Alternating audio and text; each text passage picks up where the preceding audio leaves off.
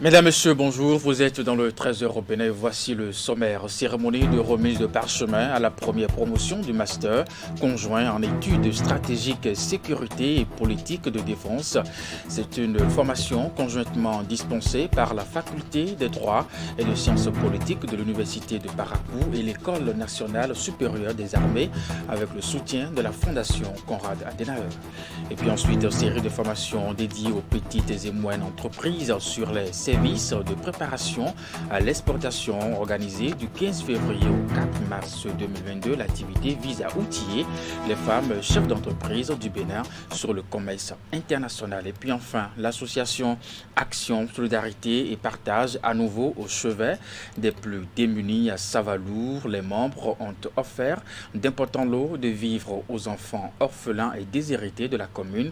En fin d'édition, vous verrez de quoi est constitué ce dont plusieurs autres activités ont été menées. Les manifestations sont organisées en prélude à la 14e Assemblée générale ordinaire de l'association. Mesdames, Messieurs, à nouveau, bonjour et bienvenue dans ce 13h au Bénin. Nous ouvrons ce 13h au Bénin par cette triste information. Vivi l'International est décédé ce mercredi.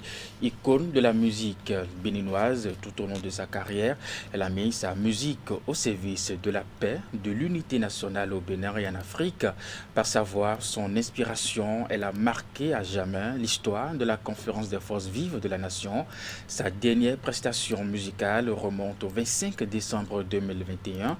C'était lors de la soirée Retro organisée dans le cadre des nuits artistiques et culturelles de Cotonou, initiée par le gouvernement du Bénin pour célébrer nos icônes de la musique. Canal 3 a fouillé dans ses archives et vous propose de suivre juste après ce 13h au Bénin une émission consacrée à la carrière de l'artiste à Vivi l'International.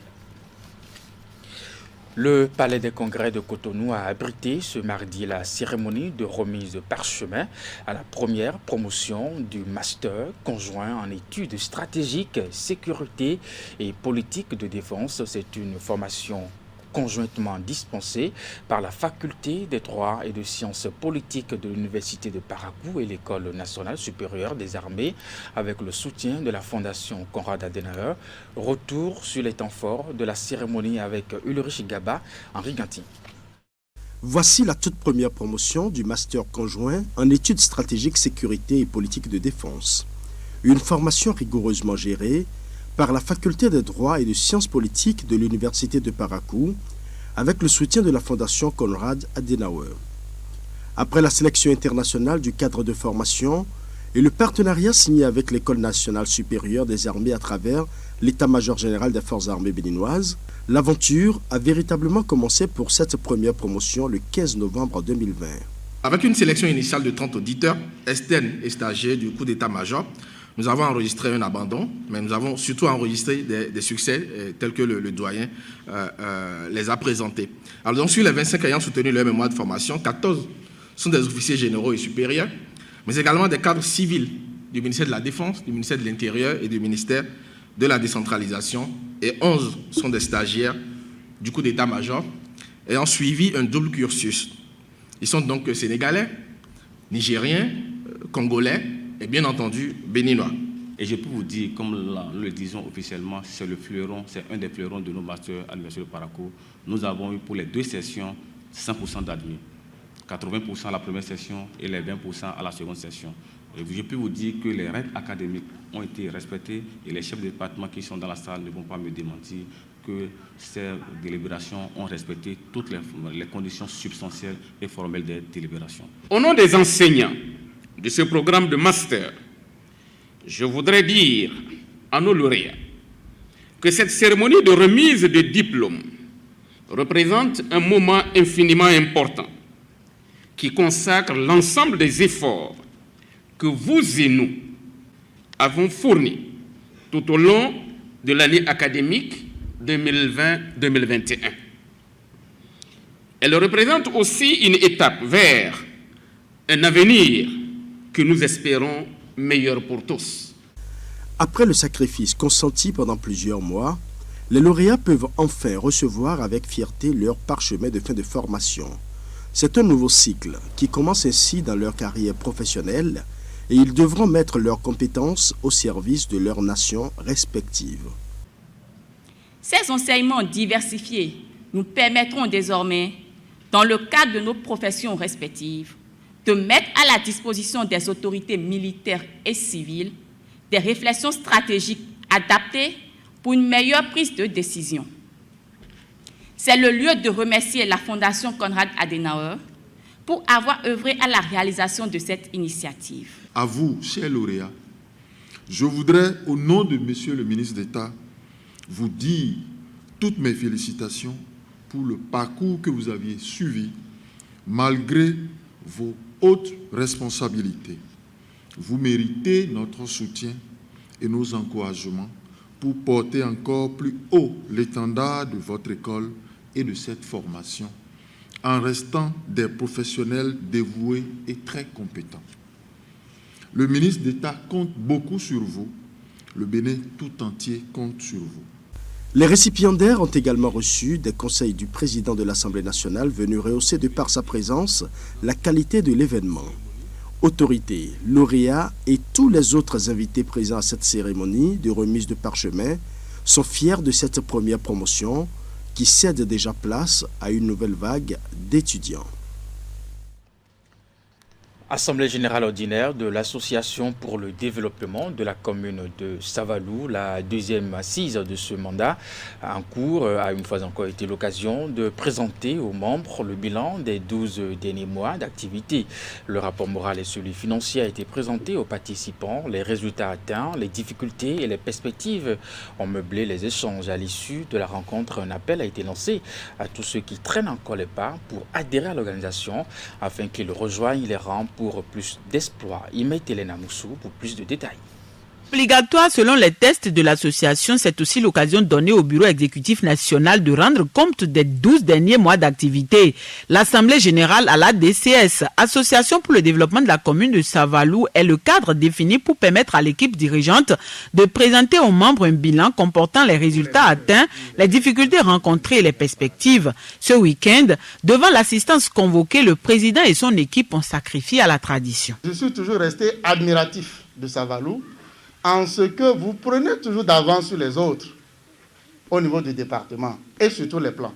Parce que quand on se réfère avec ma modeste connaissance de l'histoire des associations de développement, vous pouvez vous en rendre compte, Savalou est la tête de peloton. À cette deuxième assise ordinaire du mandat en cours, les participants ont eu droit à plusieurs communications en plus des points de diverses démarches entreprises pour donner plus de visibilité à la DCS ainsi qu'à la commune. Les débats ont également porté sur le rapport moral et celui financier, sur les nombreuses réalisations menées et projets exécutés, à savoir la foire agro-pastorale, les états généraux de l'éducation à Savalou, en plus de la construction des toilettes sèches. Un satisfecit a été décerné à l'équipe conduite par Konrad Baguidi. S'agissant du point financier, nous avons constaté que beaucoup d'acteurs ont apporté leur contribution pour la réussite des diverses activités, notamment le président de l'association. C'est le lieu d'exprimer notre profonde gratitude au cadre de la commune, aux autres donateurs, aux partenaires techniques et financiers et aux membres du gouvernement qui n'ont ménagé aucun effort pour apporter leur appui. Nous allons améliorer la poursuite de nos réflexions sur les questions de développement en améliorant notre façon de faire. Le conseil d'administration va jouer son rôle et je peux vous dire que la troisième année portera de meilleurs fruits et que nous pouvons ainsi définir la méthode, les moyens de résoudre nos problèmes au sein de la commune. L'engagement est l'un des critères importants, l'un des axes forts sur lesquels je souhaiterais travailler pour cette troisième année de mandat. Structurer encore davantage et travailler maintenant sur comment on mobilise les hommes pour mobiliser plus de fonds et réussir plus de projets encore plus intéressants. Tout en se réjouissant des prouesses réalisées, les cadres, autorités et partenaires présents ont rassuré de leur soutien pour la poursuite des actions. Le président de la DCS, pour finir, a lui invité tous ceux qui partagent la vision de l'association à rejoindre les rangs pour la réalisation de plus d'exploits. Et puis après l'étape de Boukoumbe où il a rencontré le samedi 12 février la jeunesse des 9 communes de l'Akakura, le coordonnateur national de l'OJBR poursuivant sa tournée nationale était à Djougour sous l'égide du secrétaire exécutif national du bloc républicain qui a fait le déplacement. L'honorable Numbida a sensibilisé les jeunes sur le militantisme à l'aide des réformes du système partisan, état des lieux et perspectives et les opportunités d'emploi sous le régime de la rupture. Reportage de Alassane Harouna, Abdou Sabi Trissou.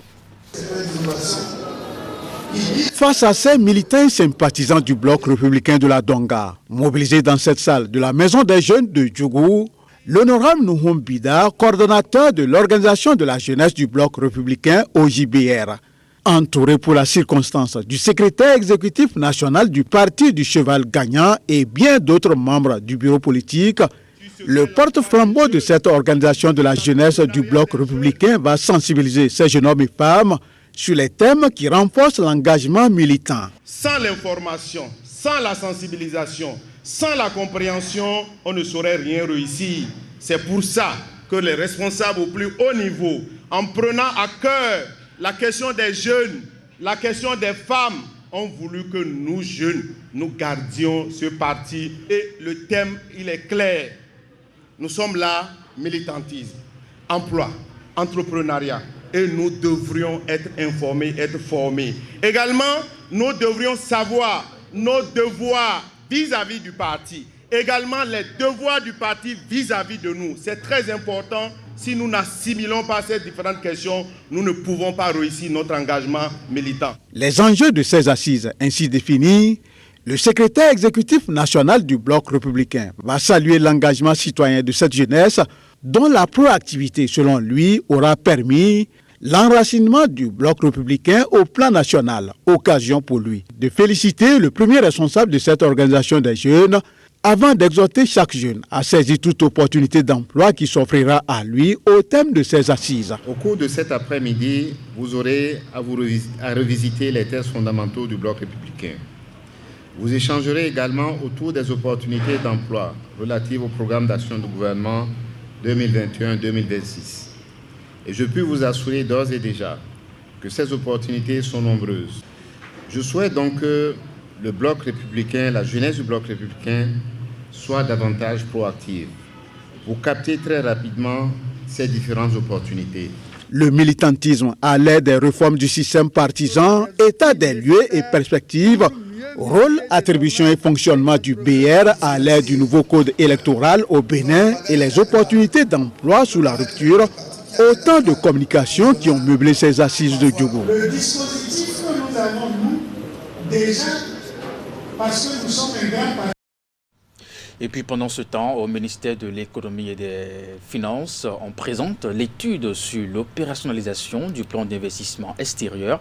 C'est une initiative du ministère de l'économie et des finances soutenue par l'Union européenne dont l'objectif est de renforcer les instruments de mobilisation des ressources au profit du PAG2. Les travaux ont été lancés ce mardi à Cotonou pour permettre aux parties prenantes d'avoir une idée approfondie des résultats de l'étude. Clément Akadi. C'est un atelier qui se penche sur comment mobiliser davantage les ressources et acteurs de développement au profit du financement du programme d'action du gouvernement deuxième génération. Et pour mieux s'y lancer avec efficacité, le ministère de l'économie et des finances et la délégation de l'Union européenne au Bénin se retrouvent ici à Cotonou pour s'imprégner du contenu de l'étude réalisée en amont sur l'opérationnalisation du plan d'investissement extérieur PIE qui se présente suivant 3 piliers. Le premier pilier, c'est un pilier d'investissement. Là, on va retrouver la plupart des fonds qui sont visés aux investissements de projets, avec la participation de banques de développement et d'autres capitaux aussi, des capitaux privés. Le pilier 2, c'est un pilier d'assistance technique qui permet à développer une pipeline de projets prioritaires. Et le pilier 3, c'est un pilier d'engagement de toutes les parties prenantes, mais des parties prenantes privées et publiques, pour établir un dialogue et pour un peu travailler sur le climat d'affaires de manière plus globale. C'est donc dans ce cadre que se tient le présent atelier, qui est consécutif à l'étude lancée par le comité. Il s'agit donc de nous informer davantage sur le plan d'investissement extérieur et de suivre les conclusions préliminaires de l'étude entamée en vue de son opérationnalisation. La coopération entre le Bénin et l'Union européenne ces dernières années a favorisé une bonne mobilisation des ressources de financement. Les deux parties veulent continuer dans la même lancée et surtout améliorer davantage les performances à travers l'opérationnalisation du plan d'investissement extérieur. Une stratégie pour accroître les projets et réformes visant le développement économique du pays. Ceci à travers le suivi du dialogue sur les politiques publiques. D'où ce nouvel instrument de mobilisation qu'est le PIE, réjouit le représentant du ministre d'État chargé de l'économie et des finances. Le plan d'investissement extérieur de l'Union européenne apparaît comme une importante piste tant pour le financement des projets phares du gouvernement que pour l'amélioration du climat favorable aux partenariats publics-privés et aux affaires. Cet instrument mobilise également plusieurs acteurs, notamment les institutions de financement du développement du secteur privé et l'État, afin donc de mieux anticiper sur les opportunités de cet instrument financier. Le ministre d'État a mis en place, par arrêté ministériel, un comité technique paritaire qui a pour mission principale de mettre en œuvre toutes les actions pouvant concourir à l'opérationnalisation de cet instrument dans notre pays. C'est ainsi parti pour une intense journée de présentation du plan d'investissement extérieur et surtout de réflexions devant aboutir à son amélioration. Les experts commis à la tâche auront donc à échanger avec les différentes parties prenantes pour plus d'impact sur la mobilisation des ressources de financement de l'économie nationale. Et puis nous allons à présent parler d'une série de formations dédiées aux petites et moyennes entreprises sur les services de préparation à l'exportation organisée du 15 février au 4 mars 2022. L'activité vise à outiller les femmes chefs d'entreprise du Bénin sur le commerce international. La cérémonie de lancement des formations s'est déroulée ce mardi à la Chambre de commerce et d'industrie du Bénin. Reportage. Les femmes entrepreneurs à l'école des techniques et procédures d'exportation. Il s'agit ici d'un projet né de la volonté commune de la Chambre de commerce et d'industrie du Bénin et de son partenaire TFO Canada. Son objectif, renforcer les capacités des femmes entrepreneurs et exportatrices des micro, petites et moyennes entreprises dans le domaine du commerce international. Les femmes jouent un rôle clé dans le commerce au Bénin et sont essentielles au succès du pays dans l'exploitation de son potentiel commercial. Elles apportent une contribution majeure au commerce en participant à la production de biens échangeables en tant que commerçantes transfrontalières, commerçantes tout simplement, et en tant que gérantes propriétaires d'entreprises impliquées dans le commerce. Dénommer les femmes dans le commerce pour une croissance inclusive, durable, le projet s'intéresse au secteur présentant des opportunités de création d'emplois favorables aux femmes, notamment l'agroalimentaire et l'éthique. En rehaussant les standards de vos produits, en développant de nouveaux partenariats et des échanges de savoir-faire, de technologie et d'expérience, en valorisant les capacités endogènes et en faisant connaître les avantages comparatifs locaux, la promotion des exportations est l'une des voies les plus sûres pour encourager l'excellence et accélérer le développement d'un pays.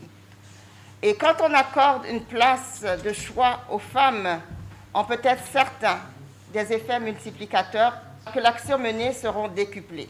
Le Canada, encore une fois, sera heureuse d'accueillir vos produits lorsque vous aurez appris comment intégrer ces circuits internationaux. 3 semaines durant, 112 petites et moyennes entreprises, dont 86 dirigées par des femmes, membres des associations des femmes et des groupements professionnels des secteurs visés par le projet, vont bénéficier des enseignements sur le commerce international. Et dans la suite de ce trésor au Bénin, cérémonie de remise officielle de 495 téléphones portables à 50 groupes d'épargne dans le Koufo. Ce geste de plan international Bénin entre dans le cadre de la mise en œuvre du projet digitalisation et e-banking.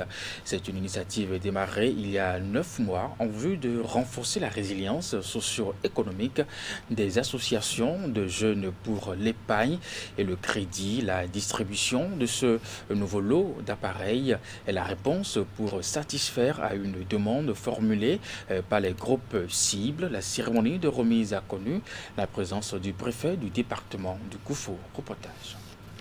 495 téléphones portables offerts par Plan International Bénin. Les appareils ont été remis à 50 groupes d'épargne de jeunes des communes de Dogbo et de Koulekamé. Le geste intervient dans le cadre de la mise en œuvre du projet digitalisation et e-banking. Démarré il y a 9 mois, il a permis d'assurer la résilience socio-économique des membres des associations de jeunes pour l'épargne et le crédit AGEC face aux effets de la pandémie de la Covid-19. Elles ont demandé des téléphones complémentaires. Nous avons alors fait le point et nous avons acquis 495 téléphones pour un montant d'environ 6 millions. Et les comités de pilotage qui existent dans chaque commune, Dogbo et Koulekamé, nous ont déjà indiqué comment ils entendent répartir ces téléphones dans les groupes pour ne pas créer des problèmes de jalousie. Avec les téléphones aujourd'hui, ils pourront, de leur position, continuer leurs activités sans aucun risque. C'est vraiment louable. Ce lot d'appareils distribués porte à 1050 le nombre total de téléphones donnés par l'organisation à ces groupes d'épargne de jeunes pendant l'exécution du projet. En plus de ces activités de dons, les bénéficiaires ont également eu droit à plusieurs sessions de formation sur les tests et les techniques d'utilisation des téléphones. Des centres de transfert ont été mis en place et ont été équipés. L'organisation a aussi initié des séances de renforcement de capacité en éducation financière à l'endroit de 1200 jeunes cibles. Mais nous avons eu également des résultats inattendus, monsieur le préfet, puisque nous étions loin de comprendre que beaucoup parmi elles n'avaient pas de pièce d'état civil. Et si vous n'avez pas de pièce d'état civil, c'est que vous ne pouvez pas aller solliciter les cartes SIM, vous ne pouvez pas être enregistré. Ce que nous avons réussi à faire grâce à votre concours, grâce à votre leadership. Et donc ce projet est bénéfique pour nous et pour les communautés. Ces activités que vous menez, non seulement vous permettent de vous retrouver, mais elles vous permettent aussi d'accompagner le mouvement au niveau de l'éducation, au niveau et à d'autres niveaux. Je trouve le projet éminemment important pour nous. C'est vrai, le projet est en train de prendre fin. C'est aussi vrai qu'il pourrait être possible que l'on voit plus loin, non seulement au niveau communal ou départemental, on doit réfléchir. Je voudrais suggérer que l'on puisse revoir les choses pour aller vers un grand nombre de femmes. Et c'est une suggestion, c'est encore une dénonce que j'adresse à notre partenaire privilégié, International Bénin. Outre étendre le projet à d'autres localités ainsi que diverses d'autres couches socio-professionnelles pour toutes les parties impliquées dans sa mise en œuvre, il urge également de réfléchir à la pérennisation des acquis. Séance d'information et de plaidoyer pour l'identification des espaces pastoraux dans les communes. La rencontre a regroupé à la préfecture d'Abomey différents acteurs autour des membres de coordination du projet de sédentarisation des troupeaux de ruminants au Bénin. Les assises sont organisées en prélude au démarrage des premières activités du projet dans le département du Zou. Reportage. Lancée récemment, l'initiative émane du gouvernement. Elle vient comme une réponse aux différents problèmes liés à la mobilité du bétail, dénommé projet de sédentarisation des troupeaux de ruminants. Pour ça, il va permettre une mise à disposition subséquente de moyens pour accompagner les éleveurs, qu'ils soient natifs, peuls ou autres. Le projet offre le cadre de solutions durables et concertées pour la lutte contre la transhumance et la rentabilité des systèmes d'élevage de ruminants en vue d'assurer la sécurisation des espaces pastoraux, l'amélioration de la productivité et de la production animale, la réduction des conflits liés à la transhumance, la contribution à la création de l'emploi, la lutte contre la pauvreté et la création de la richesse additionnels. Après les collines, il y a quelques semaines, les membres de la coordination du projet étaient en fin de semaine écoulés dans le zoo. Ils sont venus présenter le contexte, les approches envisagées, les investissements prévus ainsi que les résultats attendus. La démarche est soutenue par le préfet. La séance de l'équipe du procès, avec divers acteurs invités, tient lieu de cadre d'information et de plaidoyer pour l'identification des espaces pastoraux dans les communes, ceci en lien avec les schémas directeurs d'aménagement communal.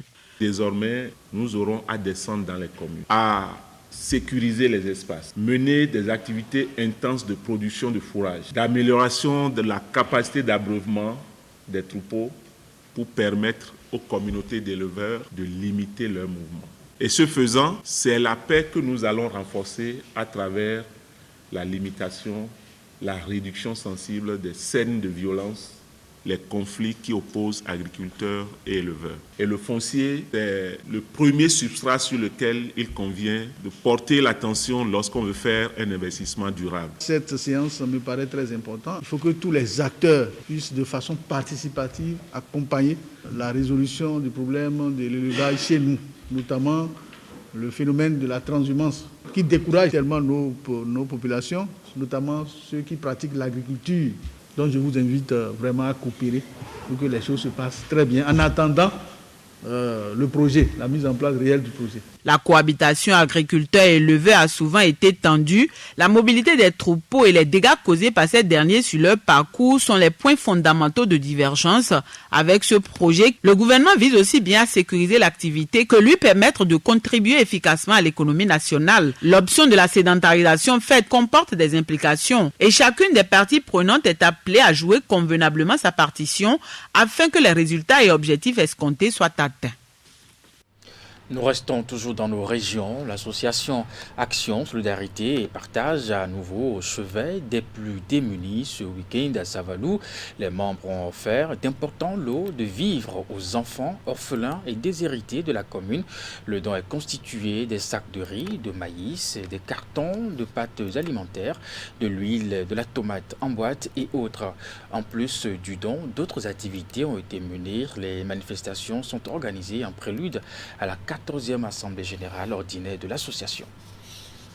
Du carrefour Sora, la procession les a conduits à l'église Notre-Dame de l'Assomption de Savalou. Ensemble, les centaines d'orphelins venus des divers arrondissements et les membres de l'association Action Solidarité Partage ASP ont invoqué le Seigneur. Cette messe a été l'occasion pour tous de remercier le Tout-Puissant pour ses bienfaits dans la vie de chacun d'eux. Vous avez quitté partout et vous êtes venus là, chez nous. Et nous, comme notre devoir, nous continuerons de prier pour vous, pour que nous soutenions ensemble les enfants qui ont besoin de nous. Qu'ils soient heureux, c'est notre joie aussi. Qu'ils soient épanouis, c'est notre joie aussi. De retour du culte, les 300 enfants sélectionnés avec l'aide du centre de promotion sociale de la localité ont été témoins de la grandeur d'esprit des visiteurs. Une importante quantité de vivres et autres produits de première nécessité ont gracieusement été offerts à ces enfants orphelins et déshérités. Cet apport de l'organisation va dépanner les responsables du CPS dans la prise en charge de ces enfants. Le cadre de la remise est aussi celui choisi pour partager avec eux un moment de convivialité. Pour cet élan de générosité et d'humanisme, tête couronnée, cadre natif, autorités et invités n'ont pas tari d'éloges et de remerciements à l'endroit des donateurs. Nous n'avons pas failli à nos objectifs. Prêter un visage et une main solidaire à tous ceux qui, frappés par un quelconque malheur, rencontrent nos chemins. En offrant divers dons aux orphelins, vous répondez avec humanisme aux besoins de se vertir, de se nourrir, de se distraire, qui font partie des droits essentiels de l'enfant. Aussi voudrais-je exprimer au nom de Madame le ministre sa profonde reconnaissance au président fondateur de l'association et ses membres pour avoir trouvé légitime de célébrer ces enfants qui ont soif de la joie. C'est un geste d'humanité. Si dans ce pays, nous arrivons à développer cet humanisme au niveau de tous les citoyens, je pense que la pauvreté, les souffrances liées à la pauvreté vont diminuer. Les enfants les plus déshérités de ce pays auront un peu plus d'espoir. Organisé en prélude à la tenue de la 14e Assemblée générale de l'ASP, les actions de solidarité et de partage des visiteurs ont débouché sur un concert. Plusieurs artistes locaux et nationaux ont fait danser hôtes et organisateurs sur des rythmes et sonorités multiples.